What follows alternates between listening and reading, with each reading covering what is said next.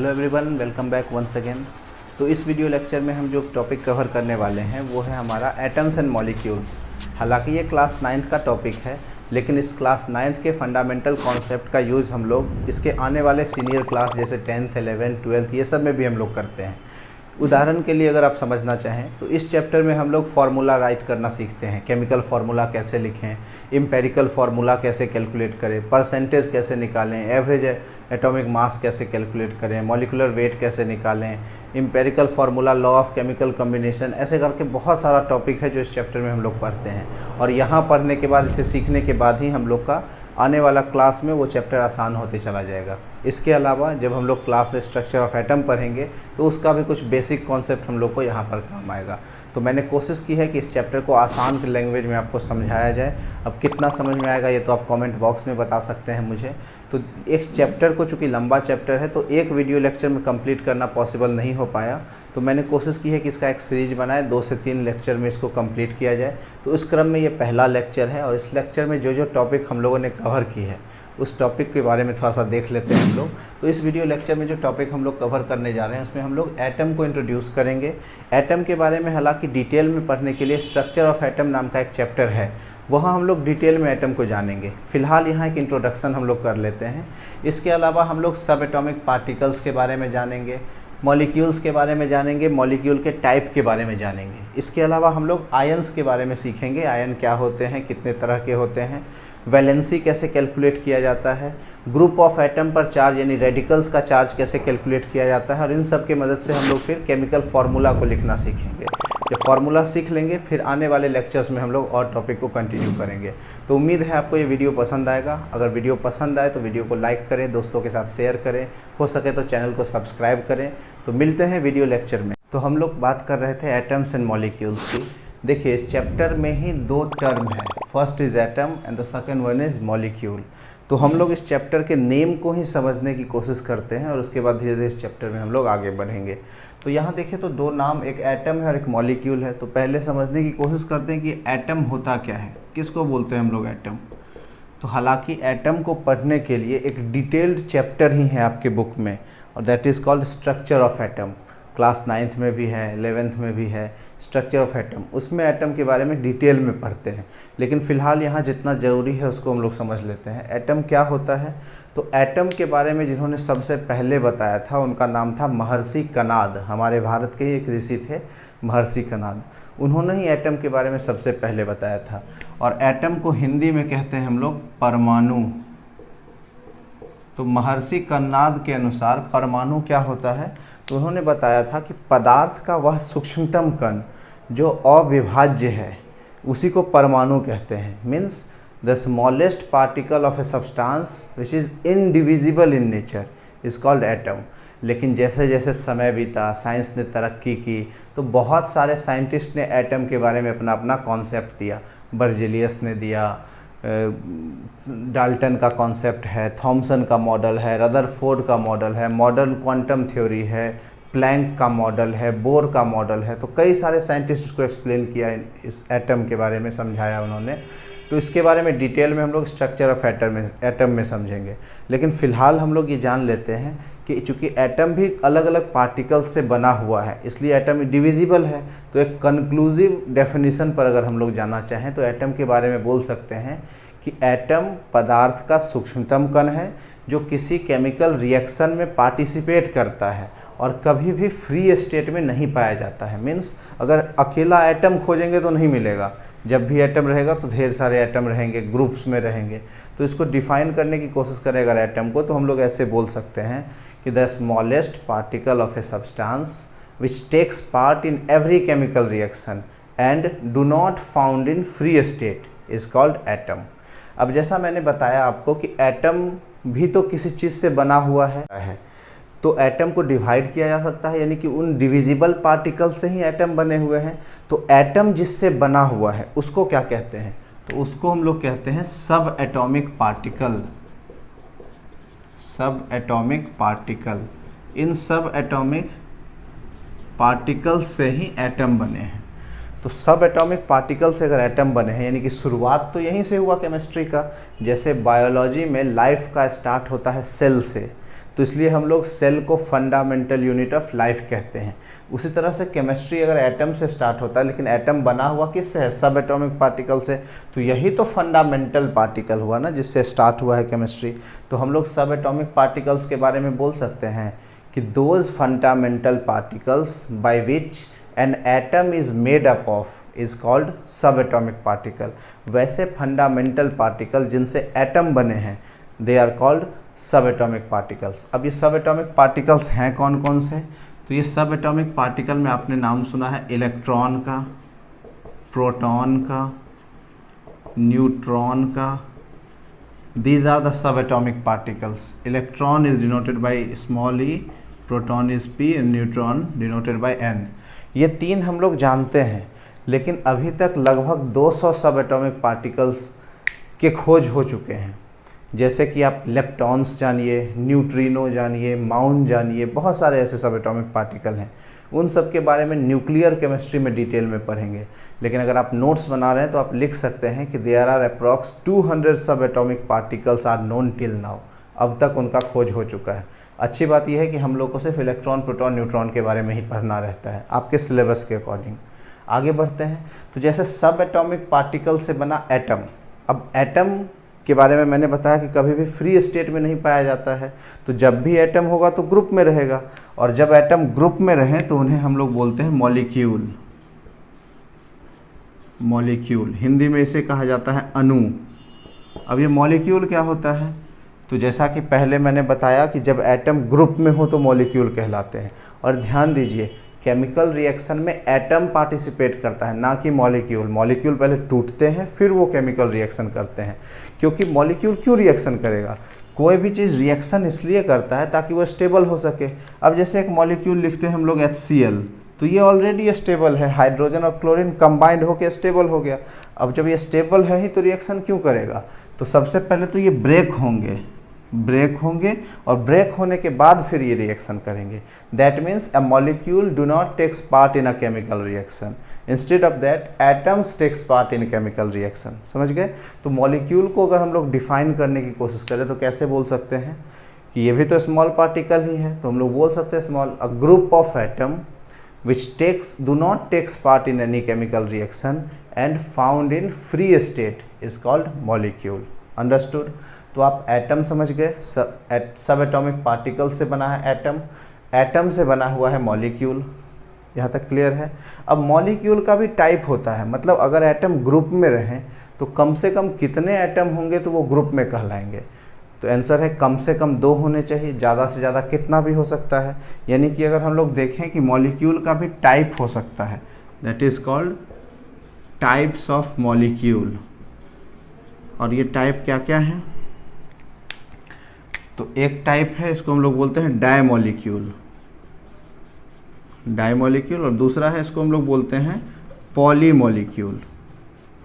अब हम लोग बारी बारी से इसको समझने की कोशिश करते हैं कि डायमॉलिक्यूल क्या है और पॉलीमॉलिक्यूल क्या है। डाई मीन्स 2, मीन्स एक ऐसा मॉलिक्यूल जिसमें 2 एटम्स प्रेजेंट हों, उनको हम लोग कहते हैं डायमॉलिक्यूल।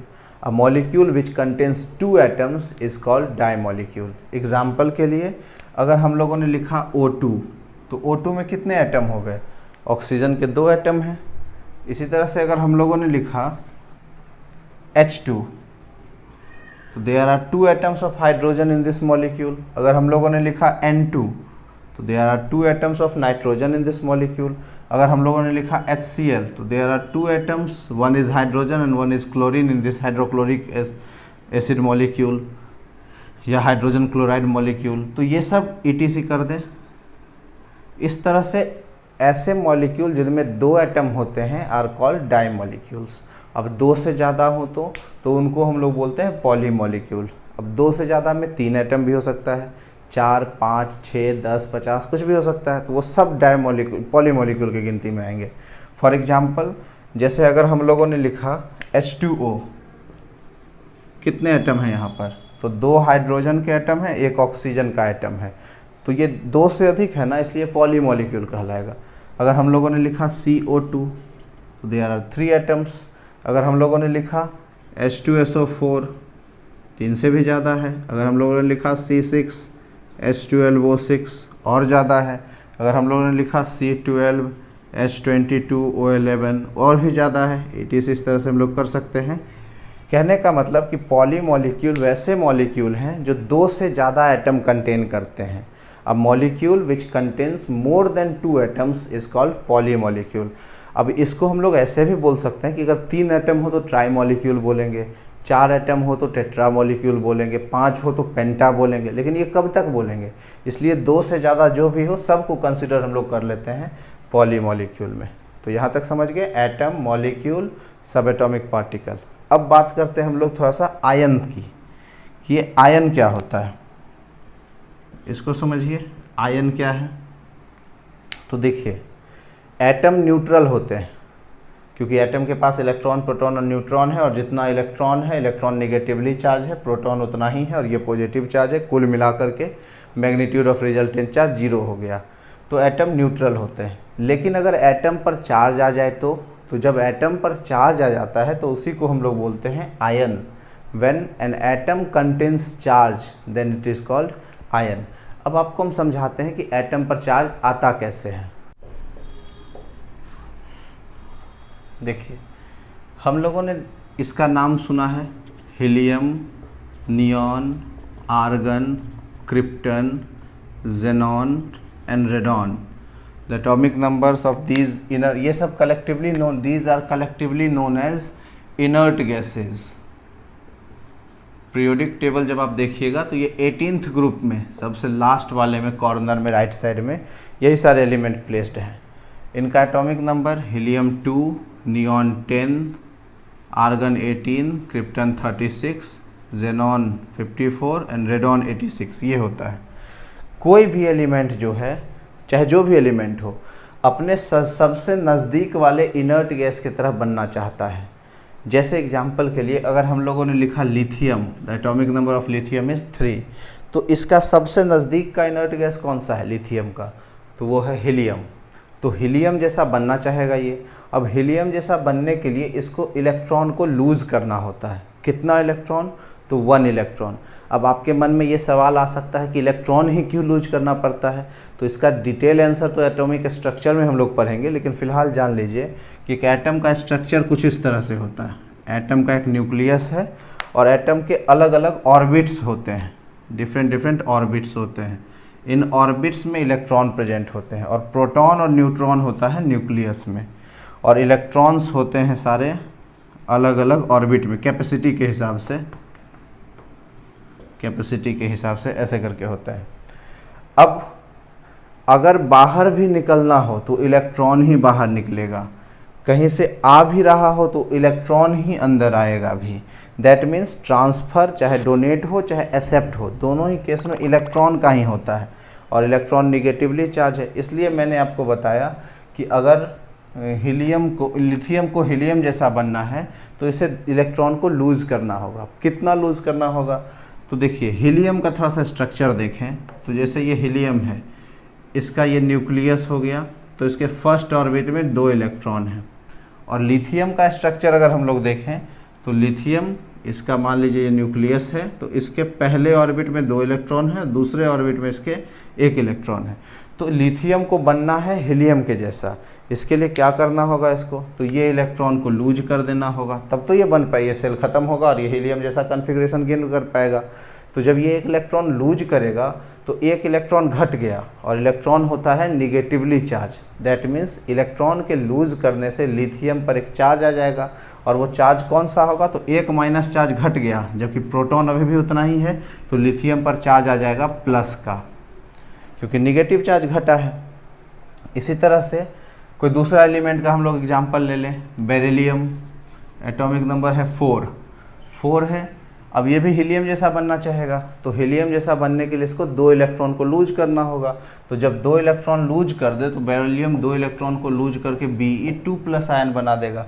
ये समझ लीजिए कि जितना इलेक्ट्रॉन कोई लूज करता है उतना उस पर प्लस चार्ज आ जाता है उस एटम पर, और वो आयन बन जाता है। और जितना कोई एटम इलेक्ट्रॉन को गेन करता है, that contains equal number of charges in the form of negative charge, तो उतना ही उस पर निगेटिव चार्ज आ जाता है। फॉर एग्जाम्पल अगर हम लोग बात करें फ्लोरीन की, the atomic number of fluorine is 9, तो फ्लोरीन को बनना है किनके जैसा, तो नियॉन जैसा। अब नियॉन जैसा बनने के लिए इसको एक इलेक्ट्रॉन चाहिए, तो ये इलेक्ट्रॉन चाहिए, एक्सेप्टर ऑफ इलेक्ट्रॉन है, तो फ्लोरीन पर चार्ज इस तरह से क्या हो जाएगा, तो F माइनस का, एक इलेक्ट्रॉन चाहिए इसलिए -1 चार्ज। अगर हम लोग बात करें ऑक्सीजन की, एटॉमिक नंबर 8 है, ये किसके जैसा बनना चाहेगा, तो ऑक्सीजन बनना चाहेगा फिर से नियॉन जैसा। नियॉन जैसा बनने के लिए इसको 2 इलेक्ट्रॉन चाहिए, तो इसलिए ऑक्सीजन पर चार्ज क्या होगा, तो 2-। समझ में आ रही है बात। अगर सोडियम जिसकी बात करें उसका एटॉमिक नंबर 11 है, तो सोडियम किसके जैसा बनना चाहेगा, नियॉन जैसा। इसके लिए इसको एक इलेक्ट्रॉन को लूज करना होगा, तो लूज करना होगा तो +1 का चार्ज, तो हम लोग क्या लिखेंगे, Na+। Magnesium atomic number 12 neon जैसा बनना है, इसके लिए 2 इलेक्ट्रॉन को लूज करना होगा, तो क्या चार्ज हो जाएगा, तो Mg2+। अब जब ये एल्युमिनियम एटॉमिक नंबर 13 नियॉन जैसा बनना है, 3 इलेक्ट्रॉन को लूज करना है, तो Al3+। Calcium atomic number 20 neon जैसा बनना है, नियॉन नहीं आर्गन जैसा बनना है, तो आर्गन जैसा बनने के लिए इसको 2 इलेक्ट्रॉन को लूज करना होगा, तो चार्ज क्या हो जाएगा, तो Ca2+। तो कहने का मतलब एटम अपने इलेक्ट्रॉन को लूज करके या एक्सेप्ट करके ही आयन बन पाते हैं, चार्ज कंटेन करते हैं, और उन चार्ज जिन पार्टिकल्स पर आ जाए दैट इज़ कॉल्ड आयन। तो यहाँ से आयन को अगर हम लोग डिफाइन करना चाहें तो हम लोग कह सकते हैं कि when an atom contains charge either it is positive और negative then it is called ion. समझ गए। अब जैसे चार्ज 2 तरह का होता है, पॉजिटिव चार्ज और निगेटिव चार्ज, तो आयन भी 2 तरह के होंगे, positive charge ion and negative charge ion. तो पॉजिटिव चार्ज आयन को हम लोग कहते हैं cation and negative charge ion is known as anion. तो हम लोग उसको थोड़ा सा समझते हैं। हम लोग बात कर रहे हैं आयन की, तो आयन हम लोगों ने समझ लिया। अब आयन होते कितने तरह के हैं, तो चार्ज के बेसिस पर देखें तो 2 तरह के आयन होते हैं। तो these are the 2 types of ion. Types of ion कौन कौन से, तो फर्स्ट वन इज कैटायन, कौन सा चार्ज होगा, तो पॉजिटिव। और दूसरा कौन सा है, तो that is called anion, charge क्या होगा, तो निगेटिव। तो हम लोग बोल सकते हैं कैटायन का मतलब कि positively charge ion is called cation और negative charge ion is called anion. अब पॉजिटिव चार्ज जनरली मेटल्स बनाते हैं क्योंकि उनका टेंडेंसी होता है इलेक्ट्रॉन को लूज करने का, और नॉन मेटल्स जो है वो निगेटिव चार्ज आयन बनाते हैं। एग्जाम्पल के लिए देखिए आप, अगर हम लोग बात करें इसी सोडियम की, एटॉमिक नंबर 11 है, नियॉन जैसा बनना चाहेगा ये, तो एक इलेक्ट्रॉन लूज करना होगा, इसलिए सोडियम पर चार्ज है Na+, तो ये कैटायन बनाया। मैग्नीशियम एटॉमिक नंबर 12 नियॉन जैसा बनने के लिए 2 इलेक्ट्रॉन लूज करना होगा, तो इस पर चार्ज क्या लिखेंगे, तो Mg2+। Aluminium atomic number 13 neon जैसा बनने के लिए 3 इलेक्ट्रॉन लूज करना होगा, तो एल्युमिनियम पर चार्ज 3+ का। इसी तरह से अगर हम लोग बात करें पोटेशियम की, एटॉमिक नंबर 19, तो इसके सबसे नज़दीक का इनर्ट गैस है argon.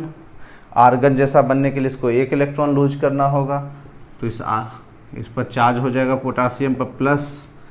Calcium atomic number 20 argon जैसा बनने के लिए 2 इलेक्ट्रॉन लूज करना होगा, तो द चार्ज विल बी 2+। तो ये सब कैटायन बनाया, पॉजिटिव चार्ज कंटेन किया, इसलिए these are cations, these ions are called cations. और ये सब के सब मेटल हैं, गौर कीजिए, sodium, magnesium, aluminium, potassium, calcium, सब के सब सारे के सारे मेटल हैं।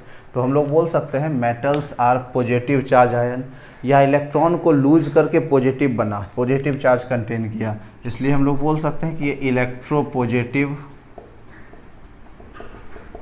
इलेक्ट्रोपॉजिटिव आयंस हैं। मेटल्स जो हों इलेक्ट्रोपॉजिटिव आयंस बनाते हैं। अब बात करते हैं थोड़ा सा एनायन की, तो किसको बोलेंगे एनायन, तो when atom contains negative charge then it is called anion. अब निगेटिव चार्ज कैसे आएगा, तो जैसे पॉजिटिव चार्ज इलेक्ट्रॉन को लूज करने से आता है, तो निगेटिव चार्ज इलेक्ट्रॉन को गेन करने से आएगा। कैसे, फिर से कुछ एग्जांपल ले लें। जैसे हम लोगों ने कहा नाइट्रोजन एटॉमिक नंबर 7 है, इसके पास 2 इनर्ट गैस है, हीलियम एंड नियॉन। किसके जैसा ये बनना चाहेगा, तो आंसर है ये नियॉन के ज़्यादा नज़दीक है, नियॉन जैसा बनना चाहेगा। तो नियॉन जैसा बनने के लिए इसको 3 इलेक्ट्रॉन चाहिए, तो नाइट्रोजन पर चार्ज हो जाएगा 3- का। इलेक्ट्रॉन चाहिए इसलिए चार्ज माइनस का होगा। इसी तरह से अगर हम लोग बात करें ऑक्सीजन की, एटॉमिक नंबर 8 है, नियॉन जैसा बनना चाहेगा, इसके जैसा बनने के लिए इसको 2 इलेक्ट्रॉन चाहिए, इसलिए ऑक्सीजन पर चार्ज हो जाएगा 2- का। फ्लोरीन एटॉमिक नंबर 9, नियॉन जैसा बनना चाहेगा, नियॉन जैसा बनने के लिए इसको 1 इलेक्ट्रॉन चाहिए, तो हम लोग चार्ज क्या लिखेंगे, तो F-, minus means -1। Chlorine atomic number 17, argon जैसा बनना चाहेगा, इसके लिए 1 इलेक्ट्रॉन चाहिए, तो क्लोरीन पर चार्ज माइनस का हो जाएगा। तो ये सब देख रहे हैं सारे के सारे नॉन मेटल हैं, नाइट्रोजन, ऑक्सीजन, फ्लोरीन, क्लोरीन, ये सब नॉन मेटल हैं। तो उनके जैसा बनने के लिए इन सबको इलेक्ट्रॉन चाहिए, इसलिए ये सारे के सारे इलेक्ट्रोनेगेटिव आयन कहलाएंगे। तो नॉन मेटल्स आर, हम लोग बोल सकते हैं नॉन मेटल्स आर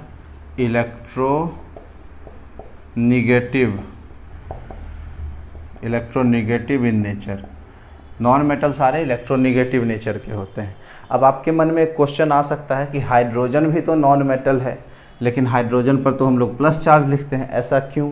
तो देखिए, हाइड्रोजन है नॉन मेटल, लेकिन इसको प्लेस्ड करते हैं ग्रुप 1 में, फर्स्ट ग्रुप में। इनके साथ सारे के सारे मेटल ही हैं। हाइड्रोजन भी उसी तरह का टेंडेंसी शो करता है इलेक्ट्रॉन को लूज करके, इसलिए हाइड्रोजन पर H+ लिखते हैं। हालांकि इसके बारे में डिटेल में, इसकी प्रॉपर्टी को पढ़ने के लिए एक इंडिविजुअल चैप्टर है हाइड्रोजन, वहाँ हम लोग डिस्कस करेंगे, या फिर जब कंपाउंड फॉर्मेशन पढ़ेंगे तो वहाँ हम लोग देख लेंगे। तो आप लोगों ने आयन समझ लिया कि एटम पर चार्ज आ जाए तो दैट इज़ कॉल्ड आयन। अब ये चार्ज 2 तरह के हो सकते हैं, पॉजिटिव चार्ज और निगेटिव चार्ज। तो आयन भी 2 तरह का हो सकता है, कैटायन और anion. Positive charge ion is called cation and negative charge ion is called anion. Clear है यहाँ तक? अब आगे बढ़ते हैं हम लोग। अब देखिए, जैसे ये इलेक्ट्रॉन को लूज कर रहा है तो प्लस चार्ज आ रहा है, गेन कर रहा है तो माइनस चार्ज आ रहा है। तो कोई भी एटम जो चार्ज को लूज कर रहा हो या गेन कर रहा हो इलेक्ट्रॉन को, तो क्यों करता है? तो वो इनर्ट गैस जैसा बनने के लिए करता है, अपने नज़दीक के इनर्ट गैस जैसा। अब किसी भी एटम को जितना इलेक्ट्रॉन लूज करने से या जितना इलेक्ट्रॉन गेन करके अपने नियरेस्ट इनर्ट गैस जैसा जो बन सके, वही उस एटम का उतना वैलेंसी कहलाता है। तो नेक्स्ट टर्म है हमारा वैलेंसी। थोड़ा सा इसको हम लोग समझें। वैलेंसी क्या होता है? वैलेंसी, तो the number of electron donate और accept by an atom to gain its nearest inert gas configuration is called its valency. कोई भी एटम अपने नियरेस्ट इनर्ट गैस जैसा बनने के लिए जितना इलेक्ट्रॉन को डोनेट करे या एक्सेप्ट करे, वही उसका वैलेंसी कहलाता है। फॉर एग्जांपल, जैसे सोडियम ने 1 इलेक्ट्रॉन को डोनेट किया और ये बन गया नियॉन जैसा, तो यहाँ पर सोडियम का वैलेंसी हुआ 1। मैग्नीशियम ने 2 इलेक्ट्रॉन लूज किया और नियॉन का कॉन्फ़िगरेशन गेन कर लिया, therefore the valency of magnesium will be 2। समझ में आ रही है बात? नाइट्रोजन ने 3 इलेक्ट्रॉन को गेन किया और तो ये नियॉन जैसा बन पाया, तो इसलिए नाइट्रोजन का वैलेंसी हो जाएगा 3। ऑक्सीजन ने 2 इलेक्ट्रॉन गेन किया और ये नियॉन जैसा बन पाया, इसलिए ऑक्सीजन की वैलेंसी हो जाएगी 2। तो ये नंबर जो है इलेक्ट्रॉन डोनेट या एक्सेप्ट करने से, जितना डोनेट या एक्सेप्ट करने से स्टेबल हो रहा है, वही उसका वैलेंसी कहलाता है। अब हम लोग पहचानने के लिए कि ये मेटल है या नॉन मेटल, तो इसमें हम लोग साइन भी लगा सकते हैं वैलेंसी में। जैसे आपको बताया मैंने कि पॉजिटिव चार्ज अगर रहे तो वो मेटल होता है, निगेटिव चार्ज रहे तो वो नॉन मेटल होता है। तो वैलेंसी को हम लोग इस तरह से लिख सकते हैं। समझ गए? तो जब एटम पर चार्ज आ जाए तो दैट इज़ कॉल्ड आयन। लेकिन जब ग्रुप ऑफ एटम पर भी तो चार्ज आ सकता है, तो जब ग्रुप ऑफ एटम पर चार्ज आ जाता है तो उसको भी आयन ही बोलते हैं, लेकिन एक स्पेशल टर्म उसके लिए यूज़ हम लोग कर सकते हैं, दैट इज़ कॉल्ड रेडिकल। तो अब हम लोग सीखते हैं रेडिकल्स पे चार्ज कैसे निकाला जाता है। देखिए, हम लोग पढ़ रहे हैं कि एटम पर जब चार्ज आ जाए तो it is called ion. Atom पर चार्ज आने से ये आयन बनता है। तो इस तरह से ग्रुप ऑफ एटम पर जब चार्ज आ जाए, दैट मीन्स मॉलिक्यूल पर अगर चार्ज आ जाए तो ये क्या बनेगा? तो मॉलिक्यूल पर चार्ज आ जाने से ये बन जाता है रेडिकल। अब मॉलिक्यूल पर चार्ज कैसे आता है उसको हम लोग समझते हैं। तो एटम पर चार्ज कैसे आएगा ये आप समझ चुके हैं। मॉलिक्यूल पर कैसे चार्ज आएगा इसको हम लोग समझेंगे। इसके लिए आपको थोड़ा सा पीरियोडिक टेबल को समझना होगा। पीरियोडिक टेबल आपने देखा है, ये देखिए पीरियोडिक टेबल। अब इसमें आपको एलिमेंट्स सबको थोड़ा सा देखना होगा। इस तरह से पीरियोडिक टेबल में एलिमेंट्स लिखे होते हैं। यहाँ हाइड्रोजन होगा, फिर कॉर्नर में हीलियम होगा, फिर यहाँ लिथियम होगा, बेरिलियम होगा, फिर यहाँ बोरॉन होगा, कार्बन होगा, नाइट्रोजन होगा, ऑक्सीजन होगा, फ्लोरीन होगा, फिर नियॉन होगा। इसी तरह से यहाँ sodium, magnesium, aluminium, silicon, phosphorus, sulphur, chlorine, argon, potassium होगा, कैल्शियम होगा। फिर इसके बीच में देखिएगा तो scandium, titanium, vanadium, chromium, manganese, iron, cobalt, nickel, copper, zinc और भी इसके आगे हम लोग लिख सकते हैं। काम हमारा इससे ही चल जाएगा। बाकी आप जितना तक याद कर लें अच्छी बात है। कोशिश कीजिए कि एटलीस्ट 30 तक तो याद करें ही, ज़्यादा कर लें तो और अच्छी बात है। अब हम लोग देखते हैं रेडिकल को समझ रहे थे। तो देखिए ग्रुप ऑफ एटम पर चार्ज हो तो उसको हम लोग रेडिकल बोलते हैं। अब जैसे ग्रुप ऑफ एटम हम लोग एक लिखते हैं OH, 2 एटम है तो ये ग्रुप में है। अब इस पर क्या चार्ज होगा, कैसे हम लोग निकालेंगे? तो देखिए अगर एक ऐसा कंपाउंड हो जिसमें एक मेटल और एक नॉन मेटल हो, जैसे ये कंपाउंड था NaCl, तो यहाँ हम लोग आसानी से समझ सकते हैं क्योंकि मेटल है सोडियम, 1 इलेक्ट्रॉन लूज करेगा plus charge, chlorine non metal है, गेन करेगा माइनस चार्ज, 1 प्लस 1 माइनस कुल मिलाकर के 0 हो जाएगा। मेटल पर प्लस, नॉन मेटल पर माइनस होता है। हम लोगों ने पढ़ा अभी कि मेटल के बारे में, ये क्या होते हैं, इलेक्ट्रॉन को लूज़ करते हैं, इसलिए मेटल को हम लोग बोल सकते हैं electro positive in nature. Metal जो है इलेक्ट्रो पॉजिटिव नेचर का होता है। इसी तरह से अगर हम लोग नॉन मेटल की बात करें तो नॉन मेटल क्या है, तो ये इलेक्ट्रोनिगेटिव नेचर के होते हैं, electronegative in nature. Electropositive means positive charge वाला, इलेक्ट्रोनिगेटिव मीन्स निगेटिव चार्ज वाला। अब यहाँ देखिए, यहाँ दोनों ही नॉन मेटल है। अब हम लोग को कैसे पता चलेगा, तो दोनों तो इलेक्ट्रोनिगेटिव है और सिमिलर चार्ज के बीच में तो रिपल्सन होता है, तो फिर ये कंपाउंड बनेगा कैसे या इस पर चार्ज आएगा कैसे? तो जब दोनों इलेक्ट्रोनिगेटिव हो या 2 से अधिक इलेक्ट्रोनिगेटिव हो तो हम लोग देखते हैं कि which is the most electronegative, सबसे ज़्यादा इलेक्ट्रोनिगेटिव कौन है। तो जो ज़्यादा इलेक्ट्रोनिगेटिव है उस पर माइनस चार्ज और जो कम इलेक्ट्रोनिगेटिव है उस पर हम लोग प्लस चार्ज लिखते हैं। अब देखिए ऑक्सीजन भी है, हाइड्रोजन भी है, कौन ज़्यादा इलेक्ट्रोनिगेटिव है, इसको कैसे समझेंगे? इस पीरियोडिक टेबल पर गौर करिए। जब हम लोग लेफ़्ट से राइट साइड की तरफ आते हैं तो लिथियम मेटल है, बेरिलियम मेटल है, बोरॉन मेटलॉइड है, carbon non metal, oxygen non metal, nitrogen non metal, oxygen non metal, fluorine non metal, ये तो इनर्ट ही हो गया। तो जब हम लोग लेफ़्ट से राइट की तरफ आए तो नॉन मेटालिक प्रॉपर्टी बढ़ा, यानी कि लिथियम से ज़्यादा नॉन मेटालिक बेरिलियम होगा, हालांकि ये मेटल है।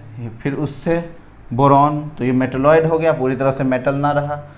Carbon non metal, nitrogen non metal. तो जैसे जैसे हम लोग लेफ़्ट से राइट की तरफ आते हैं तो इसमें क्या हो रहा है, नॉन मेटालिक प्रॉपर्टी इंक्रीज हो रहा है। तो इस हिसाब से बोरॉन से ज़्यादा नॉन मेटालिक कार्बन होगा, उससे भी ज़्यादा नाइट्रोजन होगा, उससे भी ज़्यादा ऑक्सीजन, उससे भी ज़्यादा फ्लोरीन होगा। अब थोड़ा सा हम लोग टॉप से बॉटम को समझने की कोशिश करते हैं। तो हाइड्रोजन नॉन मेटल है, लिथियम मेटल तो है लेकिन लाइटेस्ट मेटल है, ये सबसे हल्का मेटल होता है। सोडियम मेटल है लेकिन इसको नाइफ से कट कर सकते हैं। पोटेशियम भी इसी तरह से मेटल है लेकिन इसको कट कर सकते हैं। उसके नीचे जाइएगा तो आपको मिलेगा रुबेडियम, फिर मिलेगा आपको सीजियम, फ्रांसियम। तो रुबेडियम हार्ड होता है, सीजियम और ज़्यादा हार्ड होता है, ये तो खैर रेडियो एक्टिव है। तो मेटालिक प्रॉपर्टी यहाँ टॉप से बॉटम में क्या हो रहा है, इंक्रीज या डिक्रीज?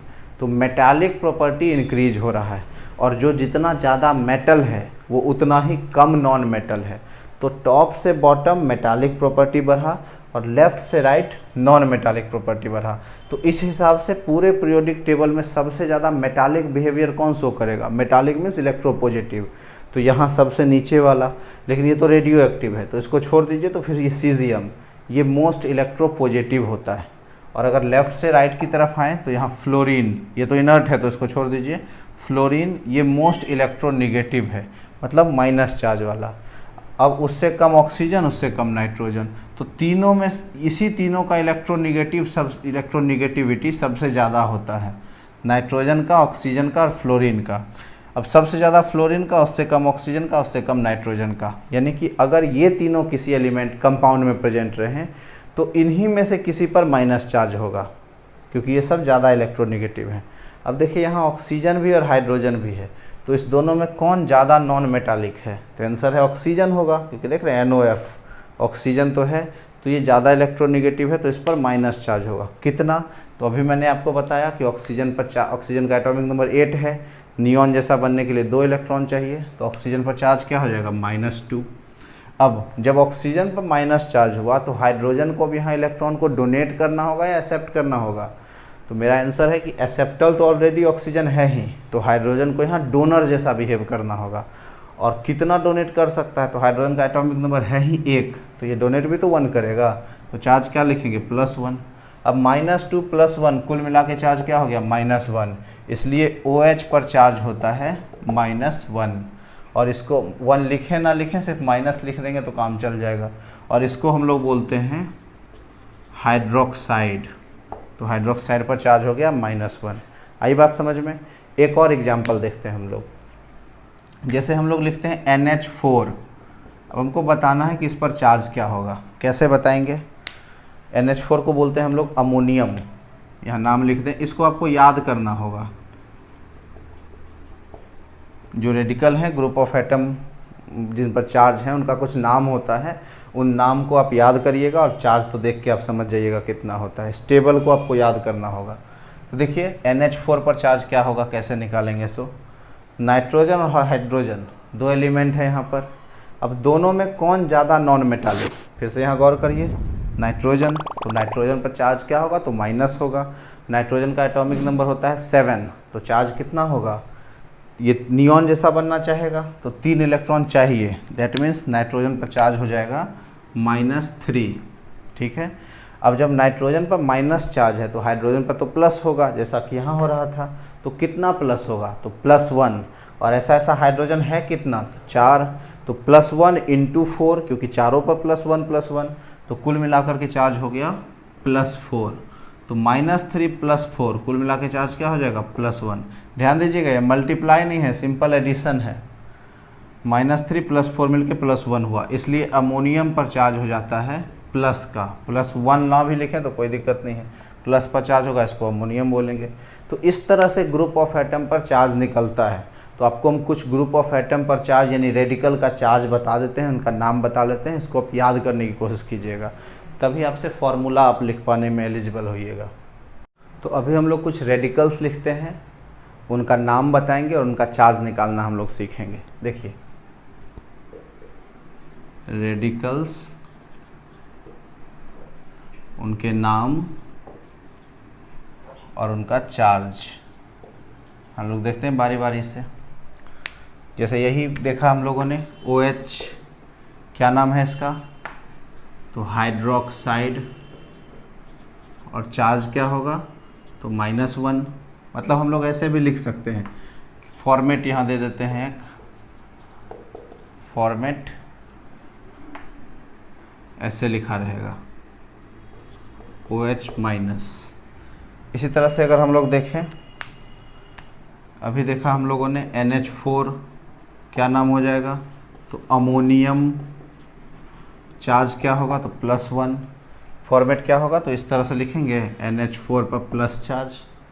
और एक दो देखिए, जैसे हम लोग लिखते हैं CO3, इसको बोलते हैं कार्बोनेट।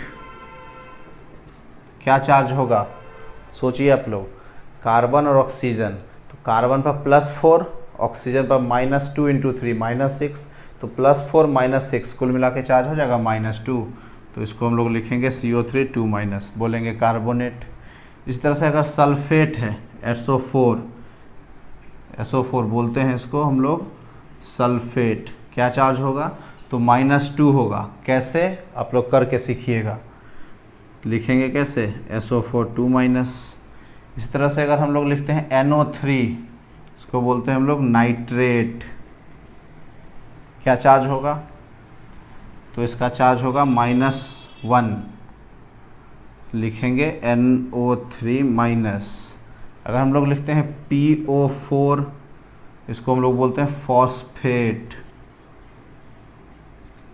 चार्ज क्या होगा, तो इसका चार्ज होगा -3, लिखेंगे ऐसे PO4 3 माइनस करके। इस तरह से हम लोग चार्ज निकाल सकते हैं। बाइकार्बोनेट है तो H लगा दीजिए, HCO3 क्या चार्ज होगा, नाम इसका होगा बाइकार्बोनेट, या इसको हम लोग हाइड्रोजन कार्बोनेट भी बोलते हैं,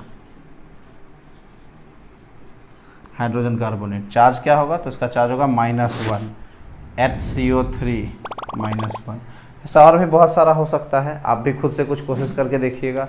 एक टेबल हम दे देंगे बहुत सारा, उसमें रहेगा लिस्ट, उसको देख लीजिएगा। एक बुक आती है लैंग्वेज ऑफ केमिस्ट्री की, उसमें भी देखिएगा बहुत सारा रेडिकल होगा। अब इसको यूज कर करके हम लोग टेबल की मदद से फॉर्मूला लिखना सीखेंगे। बहुत इम्पॉर्टेंट है ये, इसको याद कर लीजिएगा तो हम लोग फॉर्मूला लिख पाएंगे। तो इस तरह से हम लोगों ने रेडिकल पर चार्ज निकालना सीख लिया। एटम पर चार्ज ऑलरेडी निकालना जानते हैं वैलेंसी की मदद से।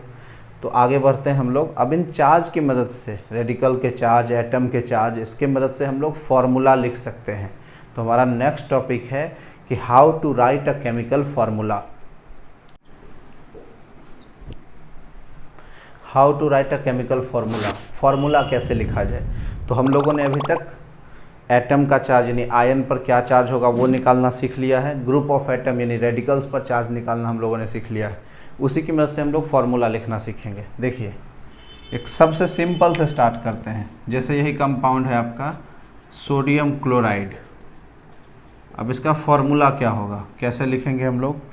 तो first of all we have to write the symbol of these elements या elements present in this compound. तो यहाँ सोडियम है, symbol will be Na। Chloride means chlorine, तो सिंबल होगा Cl। अब इसका आप वैलेंसी यानी चार्ज लिख लीजिए। तो सोडियम एक इलेक्ट्रॉन को लूज करेगा। अभी मैंने बताया ना कि सोडियम का एटॉमिक नंबर 11 है, बनना चाहेगा नियॉन जैसा। नियॉन जैसा बनने के लिए एक इलेक्ट्रॉन लूज करना होगा, तो चार्ज हो जाएगा इसका +1। क्लोरीन एटॉमिक नंबर 17 है, ये आर्गन जैसा बनना चाहेगा तो एक इलेक्ट्रॉन गेन करेगा, तो चार्ज लिखेंगे -1। यहाँ तक लिख लिया हम लोगों ने।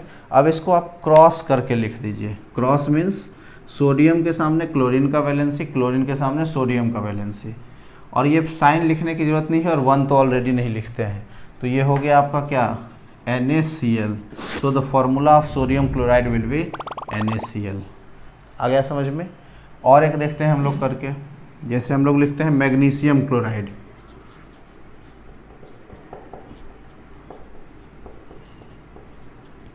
मैग्नीशियम क्लोराइड क्या होगा इसका फार्मूला। तो पहला काम तो वही करेंगे, सिंबल लिखेंगे। मैग्नीशियम का symbol Mg, chloride will be Cl। The charge of magnesium will be +2, the charge of chlorine will be -1। Cross करके लिखेंगे तो क्या हो जाएगा फार्मूला ये। तो फार्मूला हो जाएगा Mg के सामने 1, जिसको लिखने की ज़रूरत नहीं है, और क्लोरीन के सामने में 2। ध्यान दीजिए, ये प्लस माइनस का चार्ज सिर्फ इसलिए लिख रहे हैं हम लोग क्योंकि हम लोग इसको समझ सकें कि कौन सा इलेक्ट्रॉन लूज कर रहा है और कौन सा गेन कर रहा है। मैग्नीशियम मेटल है इसलिए प्लस चार्ज, सोडियम मेटल है इसलिए minus charge, chlorine non metal इसलिए माइनस चार्ज। समझ में आ रही है बात। एक और देखते हैं हम लोग बना करके। इसी तरह से फार्मूला अगर हम लोग लिखें, एल्युमिनियम ऑक्साइड, एल्युमिनियम ऑक्साइड क्या होगा इसका formula. First we have to write the symbol present in this compound. So here is aluminum and oxide means oxygen. Valency of aluminum will be +3 and the valency of oxygen will be -2. Cross करके लिखेंगे तो एक formula बन जाएगा। क्या बनेगा ये formula, Al2O3। तो एल्युमिनियम ऑक्साइड का ये फार्मूला होता है। चलिए एक और देखते हैं हम लोग। अगर हम लोग लिखते हैं सोडियम कार्बोनेट, क्या होगा इसका फार्मूला सोडियम कार्बोनेट का। देखिए, तो पहले symbol sodium Na, carbonate CO3, sodium +1, carbonate -2। Charge जब लिख लिया हम लोगों ने तो फिर इसको क्रॉस कर लेंगे। तो सोडियम के सामने कार्बोनेट का चार्ज, कार्बोनेट के सामने सोडियम का चार्ज, तो फार्मूला हो जाएगा Na2CO3। ये हो गया फार्मूला। एक और अगर हम लोग देखें, अमोनियम फॉस्फेट, अमोनियम फॉस्फेट, इसका चार्ज कैसे निकालेंगे।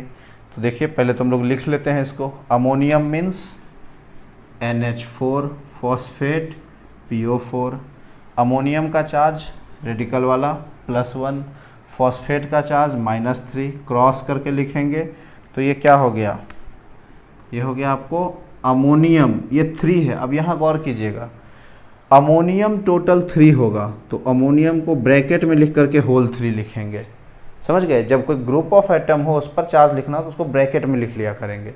और फॉस्फेट तो 1 ही है तो इसलिए PO4 लिख लेंगे। तो अमोनियम फॉस्फेट का ये हो जाएगा फार्मूला। एक क्वेश्चन है, अगर हम लोग लिखना चाहें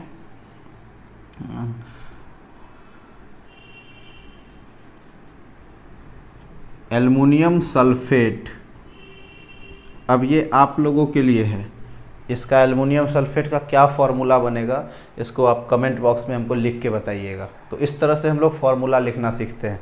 हम लोग कोशिश करेंगे कुछ क्वेश्चन आपको प्रोवाइड कर सकें ताकि आप उसको देख करके फार्मूला बना सकिएगा। तो इस वीडियो में इतना ही, नेक्स्ट वीडियो में मिलेंगे तो इसके आगे के टॉपिक को कंटिन्यू करेंगे। जुड़े रहिए, बहुत बहुत धन्यवाद आपका।